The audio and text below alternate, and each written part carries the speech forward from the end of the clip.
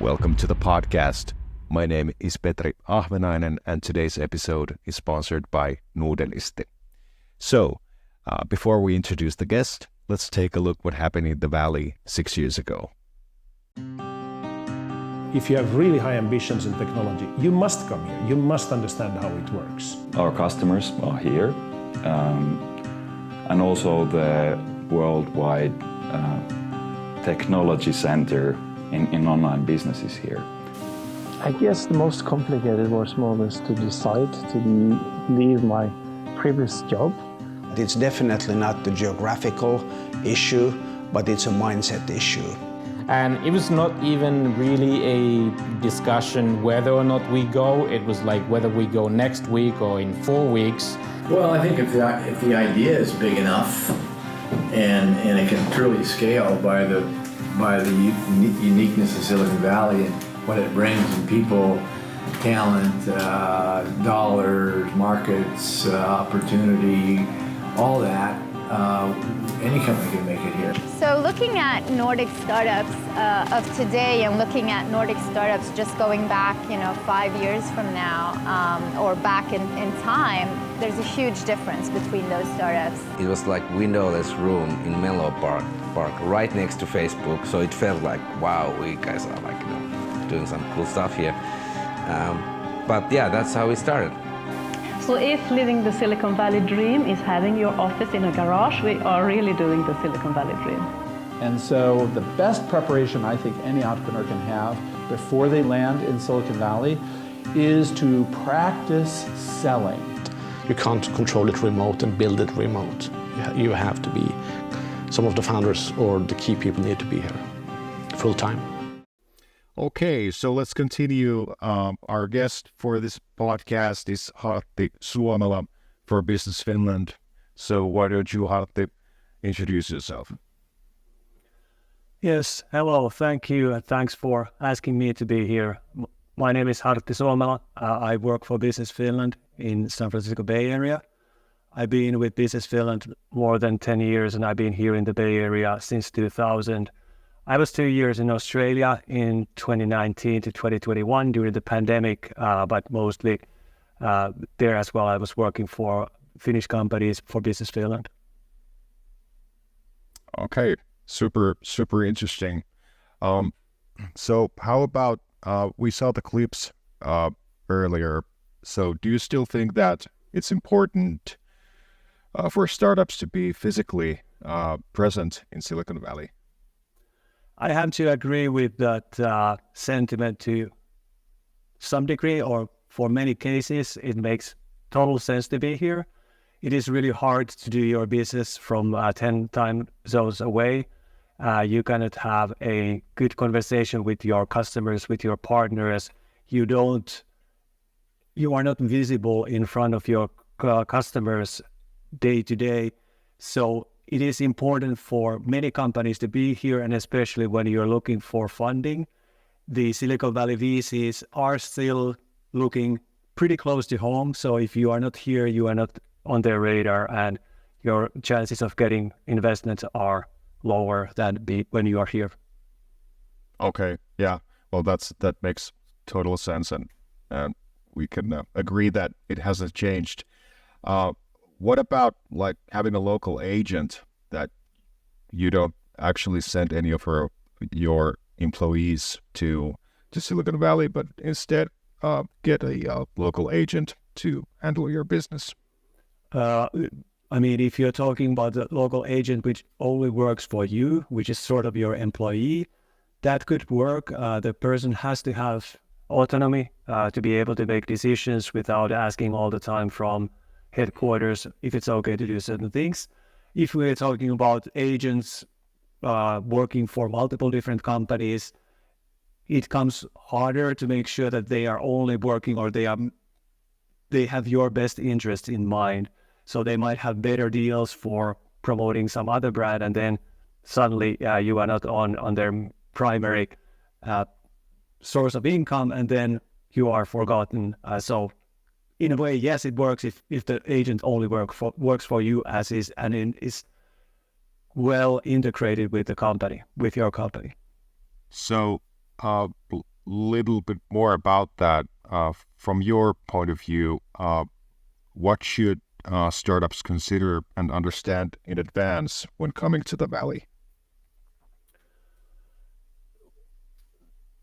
It requires total commitment.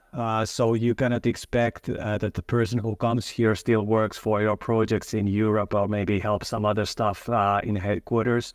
So they have to have sole responsibility of the North America or US market. So you have to be willing to give a lot of freedom and a lot of responsibilities for the people who work for you here. And then there is a lot of preparation you need. If you're bringing a person from Finland, you need to get a visa, or you have to think about what is the proper work permit for that person coming here. And that takes time. So you have to start those preparations early on and make sure that the person and the family, if the family moves here at the same time, are ready and kind of able to become your employees in California.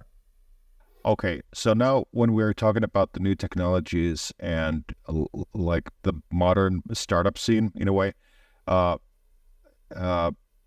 the disruptive market is something that we can all sense and experience. So what could be the possibilities for Scandinavian startups in the Valley right now? There are a number of things where Finnish companies or Scandinavian companies have a good starting point.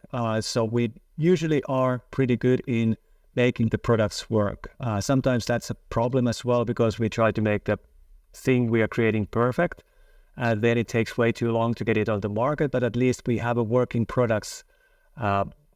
The products are working much better than sometimes these local companies have their products running when they come out and put the product on the market. So that's one thing, that we do have a really good technological background on the products for this market. And there is opportunities to be for example, in AI. So there is you need a lot of money to be able to build a foundation model, but then do the fine tuning and make the localization for that model so it serves a certain type of audience or certain type of industry. That is something the Finnish and Nordic companies could do as well. Although the foundation models, training those might be too expensive, at least in the beginning, without enough funding. So earlier you said that you have also lived and done business in Australia. So how would you compare your business experience between Australia and USA? And specifically, does the same principles apply for the new international upcoming startups? That's a tough question for me because when I was in Australia, there was always some kind of a catastrophe around. There was a bushfire season, and then there was the global pandemic. So that changed the whole dynamic of the ecosystem and the economy.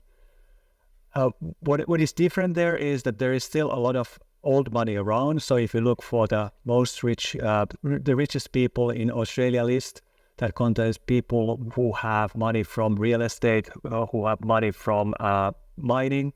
And there is a few startup founders there as well, but it's not that common than, for example, in US, where all the richest people are basically self-made men who have done a tech startup recently. So it is a different ecosystem, and people don't have these positive experiences. They don't see the neighbors succeeding and creating $1 million business.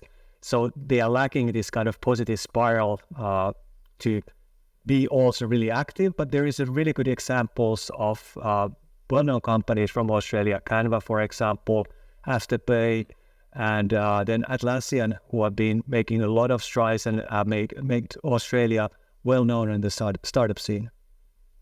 Yeah, great points. And Canva is something that we all know as a business that's hailing from Australia. So yeah, but also really interesting to hear about your experience, like that you have been operating in the middle of catastrophe, basically. So yeah. Yeah, one could argue that I started the catastrophe because I moved there and suddenly there was this global pandemic. When I moved to Silicon Valley at the same time, the dot-com bubble bursted. So I don't know, maybe I'm the chariot of misfortune for the world when I moved. Yeah, well, let's not hope so. So you are working in Business Finland and doing all sorts of stuff in the Silicon Valley and in the startup scene. So what's currently the most important thing in your role as a local business partner? So there is couple of different angles to answer that. So the one thing is that we get a lot of questions from Finnish companies. They need help in certain situations. They might be having problems with the incorporation, maybe immigration, maybe it's related to banking, maybe it's something related to the customers and whatnot. And then we help them to find a solution for those problems. We are not solving all those problems ourselves, but then we are recommending some people, consultants, service providers for them to work with and solve those issues. So that's really important part of our work, is that we are helping the Finnish companies to solve the current issues and being able then to go on with their business. The other angle is that we are also proactively looking for opportunities. So the Finnish company might not have time to track everything what is happening all around the world. So our local people in different markets, we are constantly scanning on what kind of things are coming up. If there is new fundings available, maybe a regulation is changing, maybe there is a big customer which is looking for certain type of products, which would be then something Finnish companies could provide. So we are looking for those opportunities and then promoting those opportunities for Finnish companies. So both is proactive and then on-demand type of service, which we are providing for the Finnish and also Nordic companies. Yeah, so if we think about the operating side in the startup, it really sounds like that Business Finland is in a crucial role, because, as you said, there can be all kinds of things going on with like the basic service with banking or with networking, or whatever it may be. So you have a great responsibility as a local partner.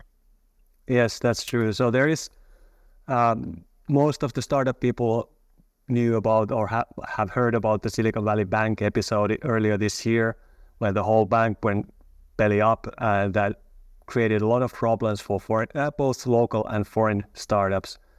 There is similar things, not same kind of things, but similar things, that the banking environment changes. Maybe some banks do a merger, and then suddenly you lose your banking access, online banking access, and getting them back remotely is sometimes really challenging. So that is something I've seen quite often. And then, of course, you shouldn't forget the important piece of Business Finland offering is the funding part. So we provide grants and loans for Finnish companies in the tune of 600 million every year, and that's for R&D work. And most of the Finnish growth companies have utilized that funding. Those decisions are done in Finland, but that's an important part of our service offering. How would you describe if a startup would want to apply for a loan or a grant? I have the basic understanding of different instruments we have. We have small funding instruments for different specific cases.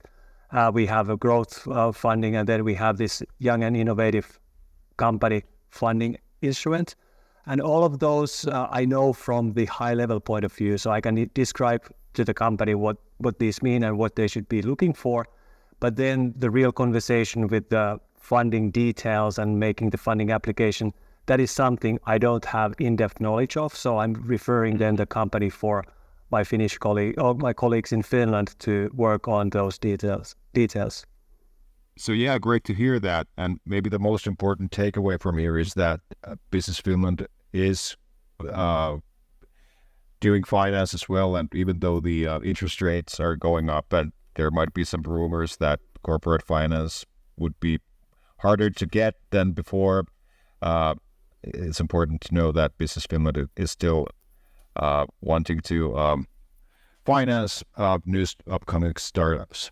And yeah, so one small detail there is that, of course, the Business Finland funding is not enough for the company to really go on forever. So there always is a need for private funding as well. So the Business Finland funding is something in addition to what the company is able to fundraise, and it is a good additional thing, but it's not the only thing the company needs. Yeah. That was a good thing to add there. Okay, thank you, Hartti, so much for visiting our podcast. And thank you. This concludes our today's episode. So thanks to our listeners for tuning in, and stay tuned for more exciting discussions on the ever-evolving world of startups. Until next time. Bye-bye.